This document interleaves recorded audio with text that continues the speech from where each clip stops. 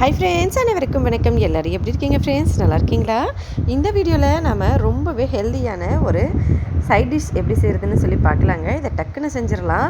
அதை விட ரொம்ப முக்கியம், குழந்தைங்கள்லேருந்து பெரியவங்க வரைக்கும் உடம்புக்கு ரொம்ப ரொம்ப ஹெல்த்தியானதுங்க.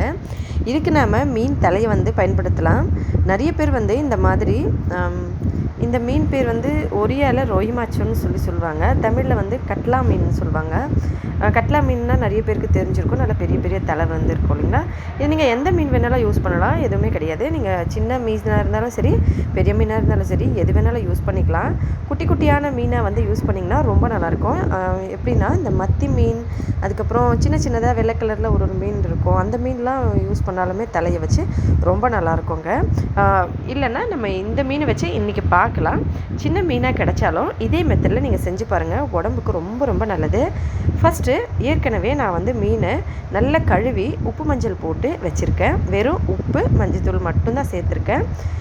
கடாயில் கொஞ்சமாக எண்ணெய் ஊற்றி நல்லா சூடு பண்ணி, எண்ணெய் நல்லா சூடான அப்புறமா இந்த மீன் தலையை போட்டுட்டேன்.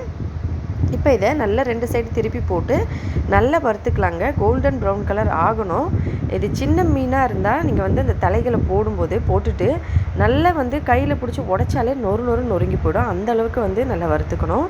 அதே போல் நம்ம இது நல்ல பெரிய சைஸ் தலைனால நம்ம கொஞ்சம் உடச்சி விட்ட மாதிரியும் வறுத்துக்கலாம். இல்லைனா இந்த மாதிரி வறுத்துட்டு நம்ம பீஸை தனித்தனியாக கூட கையில் பிரித்து கூட போட்டுக்கலாம். இப்போ நான் இதை எடுத்துட்டேன். இதை மிக்ஸி ஜாரில் போட்டுட்டு அதோட கூடவே ஒரு 10 பல் பூண்டு சேர்த்துருக்கேன். பூண்டு சேர்க்கறதுனால நல்லா ஜீரணமாகும் நமக்கு. இதை சேர்த்துட்டு இந்த மேலே இருக்க இந்த செதில் இருக்கு இல்லைங்களா, இது நல்லா கனமாக இருக்கும். அது வேணான்னா நம்ம ரிமூவ் பண்ணிவிட்டு அதுக்கப்புறம் அரைச்சிக்கலாம். பெரியவங்க சாப்பிடும்போது நம்ம பார்த்து சாப்பிட்டுக்கலாம். குழந்தைங்களுக்கு கொடுக்குறீங்கன்னா அதில் இருக்க அந்த சதைகள், அதுக்கப்புறம் இந்த மாதிரி சாஃப்டான இடத்த மட்டும் போட்டு இந்த மாதிரி நல்லா ஃபைனாக அரைச்சி எடுத்துக்கலாம். நல்லா ஃபைன் பேஸ்ட்டாக இந்த மாதிரி அரைச்சி எடுத்த அப்புறமா காரம் வேணும்னா இதில் நீங்கள் பச்சை மிளகாய் சேர்த்துக்கலாம். நான் பெஸ்ட்டாக என்ன இருக்குன்னா, சின்ன சைஸ் மீன்லாம் வாங்கினீங்கன்னா பெஸ்ட்டாக இருக்கும். பெரிய சைஸ் மீனில் கொஞ்சமாக தான் நமக்கு வரும். ஏன்னா சின்ன சைஸ் மீன் நம்ம நல்லா வறுத்தோம்னா நல்லா மொறுன்னு ஈஸியாக வந்துடும்.